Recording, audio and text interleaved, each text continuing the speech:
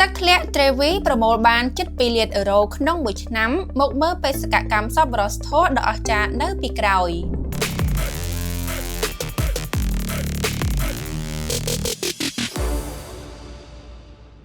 តើអ្នកដឹងទេថាកាក់តូចមួយដែលគេបានបោះចូលទៅក្នុងទឹកធ្លាក់ដ៏ល្បីល្បាញនៅទីក្រុងរ៉ូមអាចប្រែជាបាយមួយពេលឬជាដំបូលជ្រកកោនសម្រាប់អ្នកក្រលំបាកបានប្រពៃណីបោះកាក់ផ្សងសំណាងដែលទេសចរធ្វើតគ្នាមិនត្រឹមតែជាការបន់ស្រន់តាមជំនឿនោះទេប៉ុន្តែវាកំពុងតែជួយប្រែប្រួលជីវិតមនុស្សរាប់ពាន់នាក់ឲ្យប្រសើរឡើងជាប្រចាំថ្ងៃជារៀងរាល់ថ្ងៃអ្នកធ្វើដំណើរមកពីគ្រប់ទិសទីជុំវិញពិភពលោកបានឈរប្រជែកគ្នានៅមុខជ្រោះទឹកធ្លាក់ Trevi នៅក្នុងប្រទេសអ៊ីតាលីរួចទម្លាក់កាក់មួយព្រមទាំងបួងសួងសូមឲ្យបានត្រឡប់មកលេងទីក្រុងដ៏ស្រស់ស្អាតនេះម្ដងទៀតម្នាក់បោះមួយកាក់ជារៀងរាល់ថ្ងៃរហូតប្រមូលផ្ដុំគ្នាបានជាទឹកប្រាក់យ៉ាងច្រើនសន្ធឹកសន្ធាប់តាមប្រភពព័ត៌មានបានឲ្យដឹងថាលុយប្រមូលបានជាមធ្យមគឺចន្លោះពី 1.4 លានទៅ 1.5 លានអឺរ៉ូក្នុងមួយឆ្នាំទិន្នន័យបានហក់ឡើងខ្ពស់ខ្លាំងគឺកាលពីឆ្នាំ2023កន្លងទៅ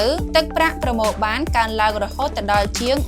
1.9 លានអឺរ៉ូដោយសារមានអ្នកទេសចរទៅលេងច្រើនសន្ធឹកសន្ធាប់លុយកាក់ដែលនៅក្នុងទឹកមិនត្រូវបានគេទុកចោលឲ្យច្រេះស៊ីនោះឡើយលុយទាំងនោះត្រូវបានប្រគល់ជូនអង្គការសប្បុរសធម៌ Caritas Roma ដែលជាទីពឹងយ៉ាងរឹងមាំសម្រាប់ប្រជាជនក្រីក្រនិងអ្នកខ្វះខាតនៅទីក្រុងរ៉ូមអង្គការបានយកថវិកានេះទៅបើកផ្សារទំនើបតម្លៃថោកពិសេសសម្រាប់ក្រុមគ្រួសារដែលទល់ក្រនិងរៀបចំផ្ទះបាយសប្បុរសធម៌ចែកអាហារដោយឥតគិតថ្លៃពួកគេបានបង្កើតកន្លែងស្នាក់នៅបណ្ដោះអាសន្នសម្រាប់ជនអនាថាគ្មានផ្ទះសម្បែងព្រមទាំងជួយជ្រោមជ្រែងផ្នែកហិរញ្ញវត្ថុដល់គ្រួសារដែលកំពុងជួបវិបត្តិធ្ងន់ធ្ងរថែមទៀតផងជារៀងរាល់សប្តាហ៍ក្រុមការងារក្រុងរួមជាមួយអាជ្ញាធរបានចុះទៅប្រមូលកាក់ចេញពីបាតអណ្ដូងទឹកយ៉ាងយកចិត្តទុកដាក់បន្ទាប់មកក្រុមការងារស្ម័គ្រចិត្តបានយកកាក់ទាំងនោះទៅលាងសម្អាតបែងចែករាប់និងរៀបចំយ៉ាងមានរបៀបរៀបរយ